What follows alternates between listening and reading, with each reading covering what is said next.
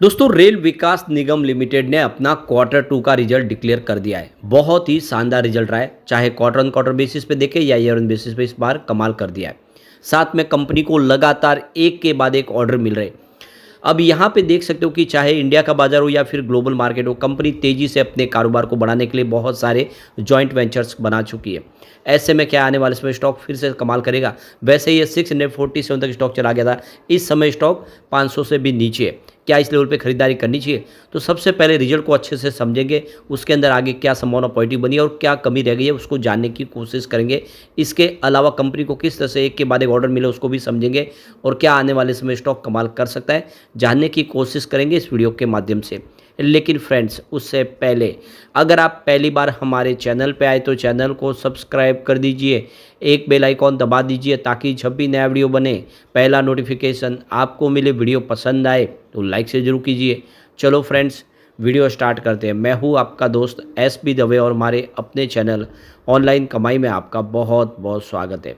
तो सबसे पहले रेल विकास निगम लिमिटेड के कारोबार की बात करें तो देख सकते हो कि आज स्टॉक में रिजल्ट के पहले ही आज पॉजिटिव क्लोजिंग हमने देखी है। रिजल्ट की संभावना पॉजिटिव होगी ऐसी अपेक्षा थी, जिससे गिरते बाजार में भी इसने आज अच्छा प्रदर्शन किया, क्योंकि बाजार में आज लगभग 800 पॉइंट की गिरावट थी।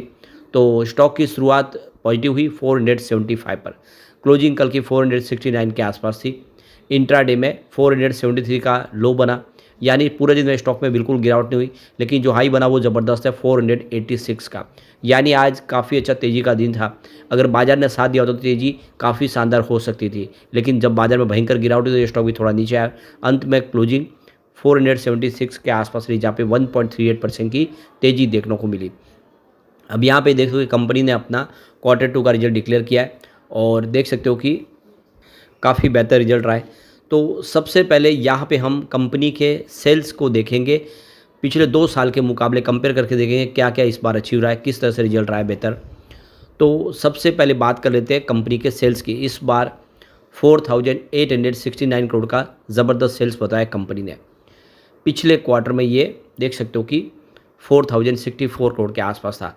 तो क्वार्टर ऑन क्वार्टर बेसिस पे ज़बरदस्त वृद्धि देखने को मिली है, लेकिन पिछले साल सेम क्वार्टर से अभी भी इस बार सेल्स में कमी रह गई है, क्योंकि सितंबर 2023 में पिछली बार 4910 करोड़ के आसपास टोटल कंपनी का सेल्स था। तो ईयर ऑन बेसिस पे इस बार सेल्स कम रह गया है, क्वार्टर ऑन क्वार्टर बेसिस पे भले ही काफ़ी बेहतर किया हो। और अगर हम बात करें सितंबर 2022 की, तो सेल्स 4909 करोड़ के आसपास था। तो उसके हिसाब से भी सेल्स कम है, यानी पिछले 2 साल के मुकाबले इस बार कंपनी का सेल्स कम रहा है। तो इस बार टोटल कंपनी के खर्च की बात करें 4597 करोड़ का कंपनी ने टोटल खर्च बताया, और पिछले क्वार्टर में 3888 करोड़ के आसपास था। तो खर्च यहाँ पे इस बार देख सकते हो कि आपको बढ़ता हुआ दिखाई देगा, क्योंकि उस हिसाब से सेल्स भी बढ़ा है। लेकिन सितंबर 2023 के यानी पिछले साल सेम क्वार्टर की बात करें तो खर्च 4613 करोड़ के आसपास था, यानी इस बार के खर्च के मुकाबले लगभग उतना ही खर्च हुआ है, जबकि सेल्स गिरा है। तो खर्च भी गिरना था लेकिन ऐसा हुआ नहीं, तो इस बार खर्च बढ़ा, ये क्लियरली दिख रहा है। और सितंबर 2022 की बात करें तो खर्च 4593 करोड़ के आसपास था, यानी उसके लेवल के हिसाब से जो इस समय खर्च हुआ है। तो क्लियरली देख सकते हो कि इस बार जितना सेल्स है उसके हिसाब से खर्च और बढ़ता हुआ दिखाई देगा। बात कर ले ऑपरेटिंग प्रॉफिट की।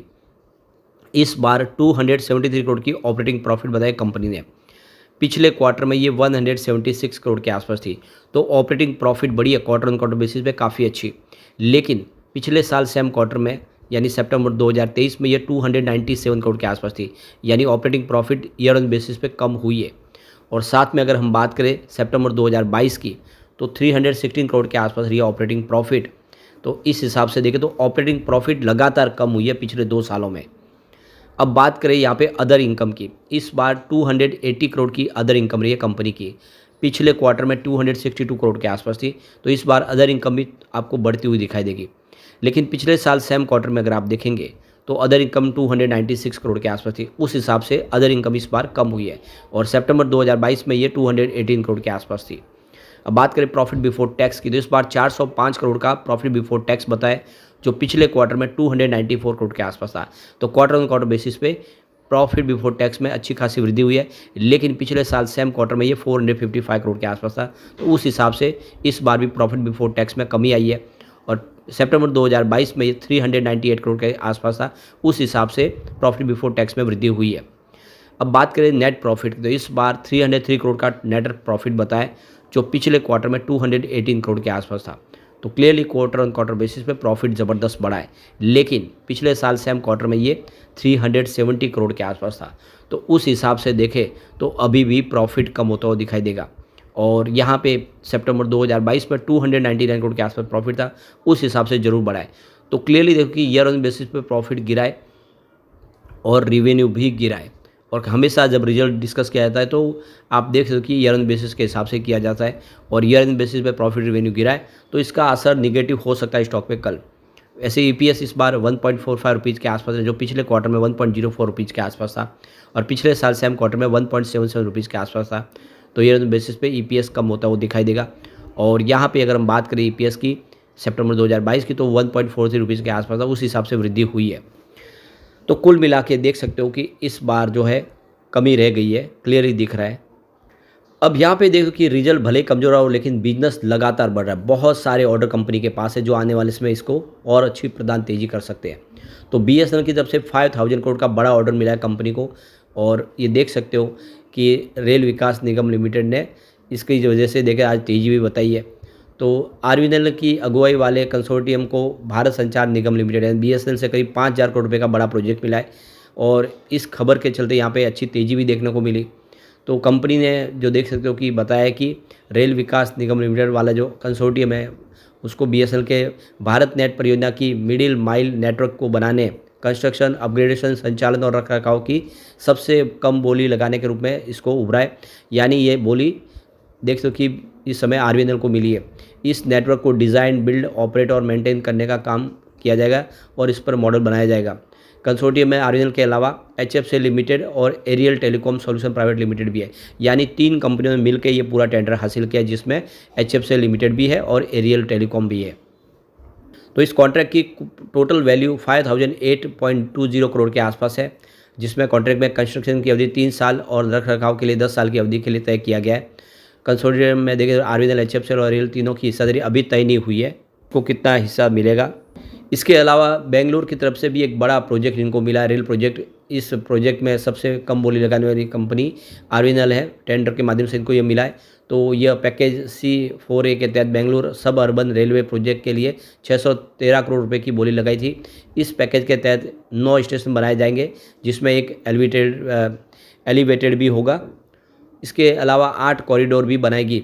ये स्टेशन देख सको कि हिल लीजे, सिंगोना, अग्रहारा, हुस्कूर, अंबेडकर नगर, कार्मेलरम और बेलडूर, मराठामल्ली और डोडाकुंडी, कड़कसापुरा ऐसे स्टेशन बनाए जाएंगे। तो जॉइंट वेंचर्स के माध्यम से ये प्रोजेक्ट कंप्लीट करेगी, जिसमें रेल विकास निगम लिमिटेड की 51% की हिस्सेदारी है। तो कुल मिला के एक के बाद एक प्रोजेक्ट मिल रहे हैं। ऐसे में हम कह सकते हैं रिजल्ट भले ही इस बार ईयर ऑन बेसिस पे कमजोर रहा हो, लेकिन क्वार्टर ऑन क्वार्टर बेसिस पे बेहतर किया। इससे हम आशा करें कि आने वाले इसमें और बेहतर रिजल्ट आ सकते हैं। ऐसे में एक अच्छा मौका है निवेशकों के लिए। लेकिन फ्रेंड्स, कोई भी इन्वेस्टमेंट करने से पहले अपने फाइनेंशियल एडवाइजर से एडवाइस ले ले, या अपना खुद का रिसर्च करें, क्योंकि मैंने वीडियो आपके एजुकेशनल पर्पज़ के लिए ही बनाया। वीडियो पसंद आए तो लाइक से जरूर कीजिए और चैनल को सब्सक्राइब कर दीजिए। Thank you friends.